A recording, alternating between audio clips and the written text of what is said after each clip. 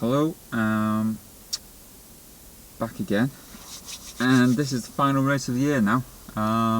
So the race is in November. Obviously that went okay-ish. Tatton was a course best. Wilmslow was my first attempt at that. That was a sub 50, so that was good. And now we're here today at Ribble Valley, sitting in the school car park. I always get here early for this because you can get free parking at this one, and it was a good job I did, because I nipped down to the Portaloos, and by the time I got back it was full.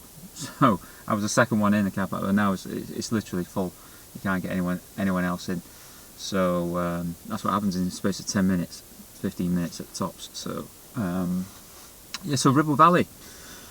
Okay, well, so yeah, this one's quite tough. It's very much an undulating course. It's right from the off. You're going sloping downhill to the bridge, which goes over a little river,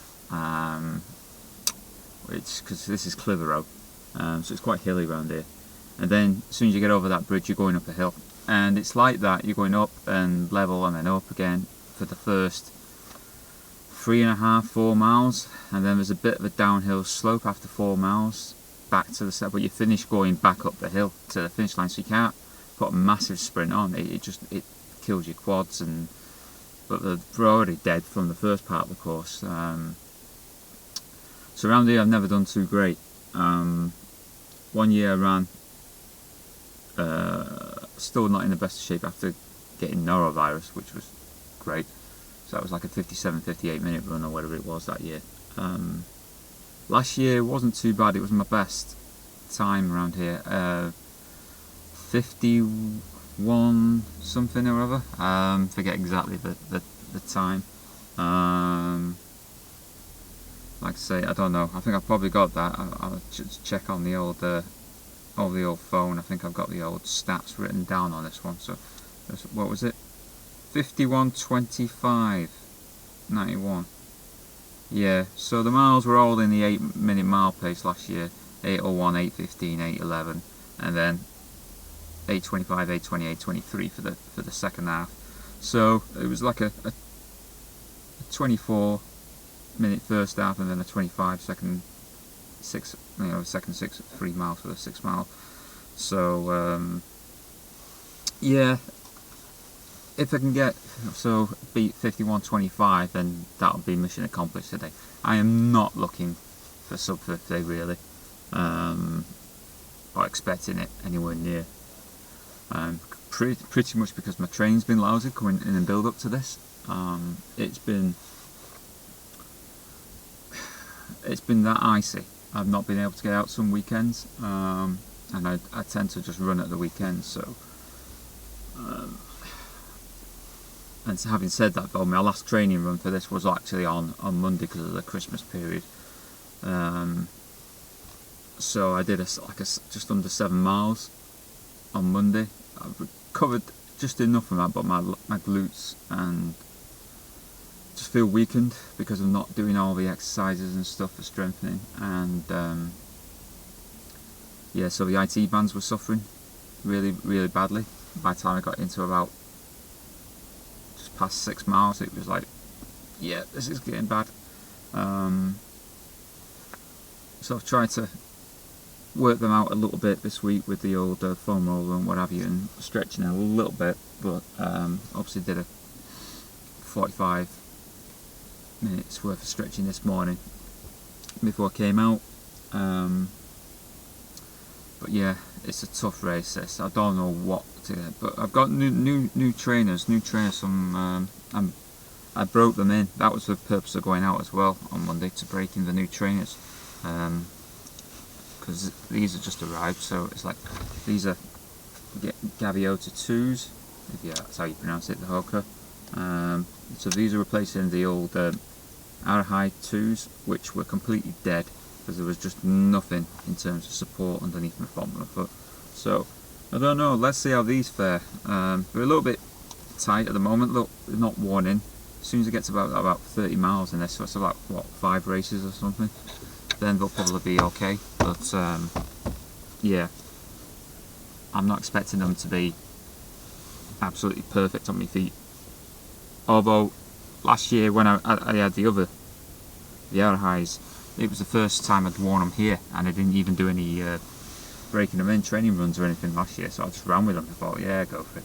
And they weren't too bad, and they were a bit pinchy. They are quite a narrow fitting trainer, and you can get a wide version, but they never have them. They always out of stock, and this was end of season, so I got like 50 quid off the price, so you know, instead of 160 or whatever it was, it's like 90 quid, so it was a bargain in one way, because I won't pay over 100 quid for a pair of trainers.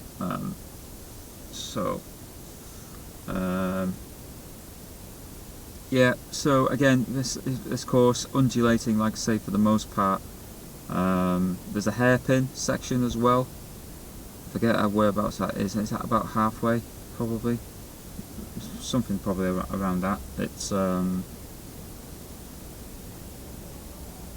yeah, because it just meanders up and down, left and right, and then there's a hair, like, it's not so much a hairpin after a couple of miles in or something, but it's like a very sharp bend backwards, and then that's when you head down through a few relatively straight section, again with a bit of undulation, before it turns left into this section where there's a hairpin, and you keep left, and then obviously you do the 180 and come back on pretty much the same path you're doing again.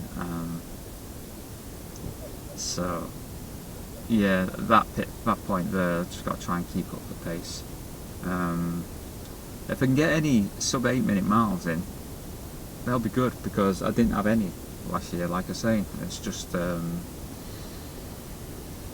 it does kill, and I've been debating, because it's quite mild today, so it's not too bad. It's not going to be that cold, but I might just keep the base layer on. But then sometimes the base layer, the compression vest, can restrict the lungs and what I do, so because it is quite tight. But let's see how we go.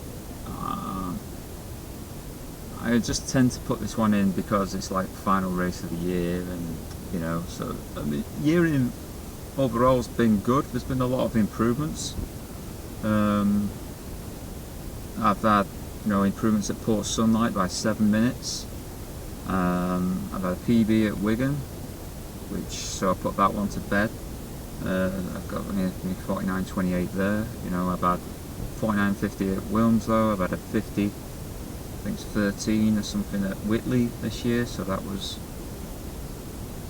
over 2 3/4 minutes off my previous best. Abersock down to 52 minutes, so that was again 6 minutes off, 6-7 minutes off the previous. So it's been a year of good improvement, and whether that's in part doing to some of the part runs, going the undulation through it. I've not been to part run though since October now, so that's my last part run I did. So I'll probably put in a few next year in between. But it's going to be busy with the 10Ks. I'm doing more 10Ks. I think sometimes though I need to, because if you don't do the distance, it cripples you when you do come to the 10Ks. If you're just doing 5K part runs every weekend, your performance goes in the 10s, and then when you get past 4 miles, you're knackered. And I suppose if it's true that if you do more 10s, then you get better at the part runs, and if you were doing 9-10 mile runs, then you get better at the 10Ks. So because you just have that little bit extra in you. So we'll see. Like I said, we'll see how this one goes. It's like I said, it's been an okay year. So I'm quite pleased with how it's gone this year. Whether that can carry on that into next year, because I've got like the Tatton Race Series now. So this is the last one of the year. It's like 29th December today. So, but my next race is like the 12th of January now,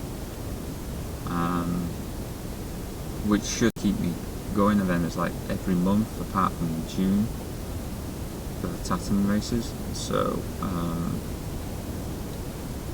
I mean, that's something to see how I chart my progress with Tatton as well. It's like 10k every month guaranteed. Well, I've not done that before. Occasionally I've had a race in January. I did one up in Preston. Hunters 10k I think it was for you. That was a 51-minute run. What else? I'm sure I've done maybe just one other in January, but January and February seems to be few and far between, predominantly because of the weather. If we get snow or something, then races get cancelled. So you don't know, races might get cancelled. But you know, at 7-8 quid a race for 9 races, what it was, it's not too bad. So it's something to look forward to, and I can chart my progress next year and see how I do. And it improves me as well in the park runs, because obviously 23 was the PB on the park run for the year. So again, it's an improvement on the previous year. We've just got to stick at it, see if we can get into the 22s next year, and then obviously for the 10k the time is to get into the 48s. That's the aim for me, and then yeah, we'll see where we go after that. Can't plan too far ahead, never can. There's no point just trying to say, oh yeah, 45 minutes, that's the target, but it's ridiculous to go that far ahead of yourself. It's like, you know, small steps. So yeah, and then how long have we got now? I think it's a tag off to start this one, so it's just under an hour to go now. So I've already done the one, so I'll stop that. Whether I'll do another one or not, I don't know, but it's yeah, see how we go. So target is for a course best, a course record for me personally. That's 51, so 51, 25 and under. Yeah.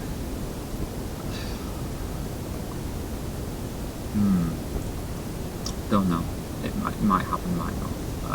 Given lack of running mileage. So we'll see. I don't think there's anything else I can say on this one.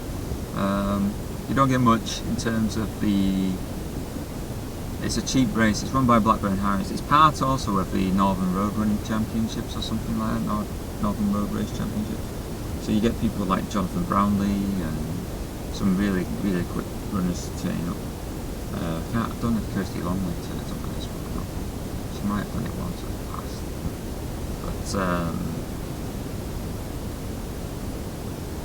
But yeah, there's quite a few. Michael Clayton, I think now that guy he's just reset the part on course record at Haywoodland where Marshall and RD.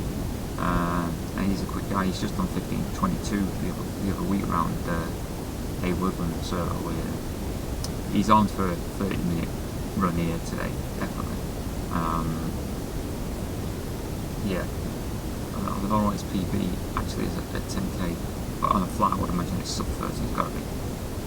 I think he's done under 15 minutes on a 5, so he could probably do sub 30.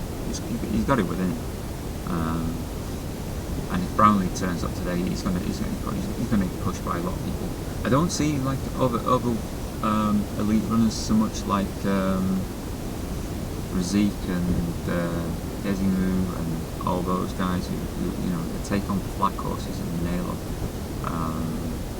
Like the dude Tatton. Razik was at Tatton. He I hadn't seen him for a while. But yeah, he took the 10k and the half marathon the next day as well. That's how quick that guy is. And he pasted everybody. He does race up in Scotland. I think he does like the Loch Ness one or something. That guy, he's pretty quick. Yeah, he's like stuff you can only dream of as a runner to be up as quick as him. But then maybe there would be a race if everyone was as quick as those guys. But you know, you do what you do. Aim is obviously still to get quicker. As you get older as well, I know, this is it. As you get older, you're fighting it constantly, because there's 2 battles going on. one, you want to get fit, and then you're fighting the age battle as well, so you're bound to get slower. But they say you can run your age, so if you're 46, so you should be doing 46 minutes. Yeah, 10k, that's what they say. I'm not far away from that. I know people, 70-year-olds doing 40 minutes, so yeah. Anyway, never mind. Right, I think that's enough rambling for this section.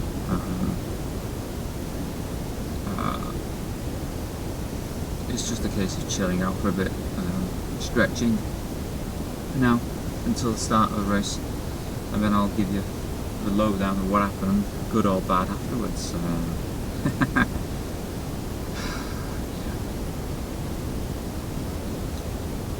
It's very dark and overcast. Conditions,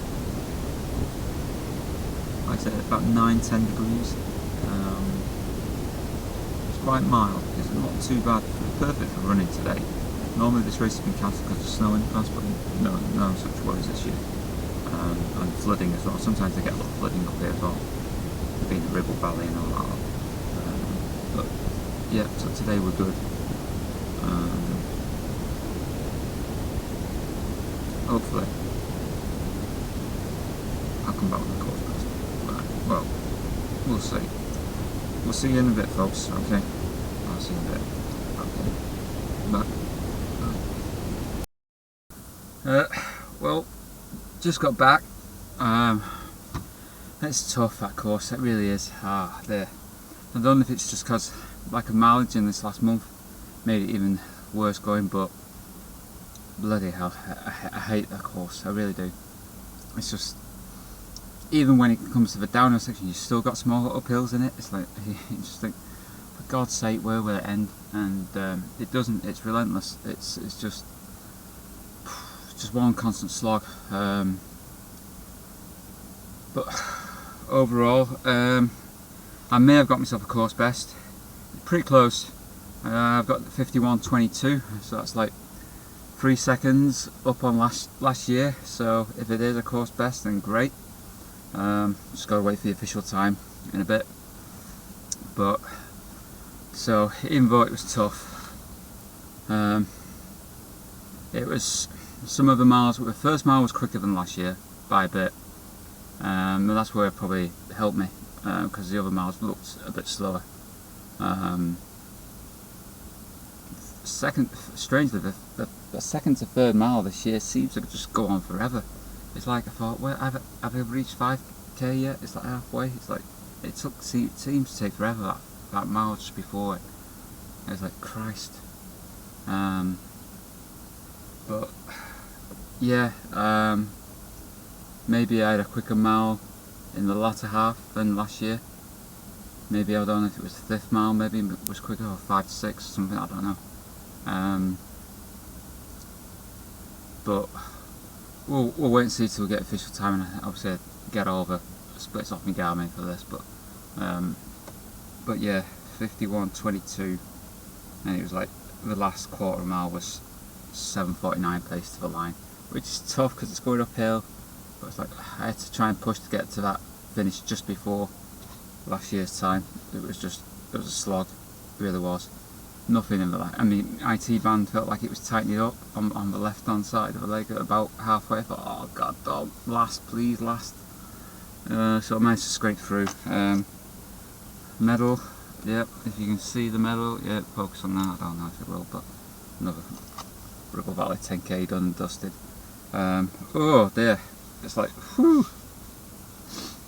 Yeah, saved a bit of time not taking water on it halfway during these races now. I think I didn't really need the base layer. It was warm enough. It was that mild. Probably didn't need it. It could have restricted my lungs a bit probably during the race. So maybe if it's this temperature again next time around, I'll scrap using it. So but yeah, tough. But that's it. End of 2019 running season. Quite happy overall. this year. It's not been too bad. Quite a few course bests and a PB for the year, albeit by that 1 second. Doesn't matter, got it. So, but yeah, quite happy overall. So, been a good year this year. Whether it'll be as good next year, I don't know. You gotta think positive, glass half full and all that, and you see if you can get, like I was saying in the first half of this, down like low 49s into 48s for the 10s, and I've got a race for life next year as well, which is a 5k. So that's on a flat course at Haydock Park. So that should be a chance to get my official 5k PB time down a notch or two. So even though it's going to be in the heat of summer, but hopefully it'll be alright. So it's something else to look forward to next year. Yeah, and as for the rest, who knows what will happen. Like I said, there's probably about 12 races already signed for, with a few more yet, so it could be about 15 races in total next year, 15, 16, which is quite a lot. Some people only do 3 or 4 during a year, but yeah, 15, 16, the odd power run thrown in for good measure. So probably less training runs because of it as well. So, but yeah, 2019 done and dusted, course best by the look of it. So good end to the year, and that's it now. That's me done and dusted. Gonna get some protein, get home, showered and everything, and chill for the rest of today. Okay folks, that's me done and dusted. Maybe that might be a year-end review, or if not, I'll see you in a couple of weeks at Saturn, I think, all being well, depending on the weather of course, but and any injuries between now and then. Hopefully I'll be in better shape for Saturn. I'm trying to get past that 50:29 time down there into the low 50s, that'd be good. Or maybe a sub 50. That's next year. Okay, see you folks, that's me done for this year. Bye.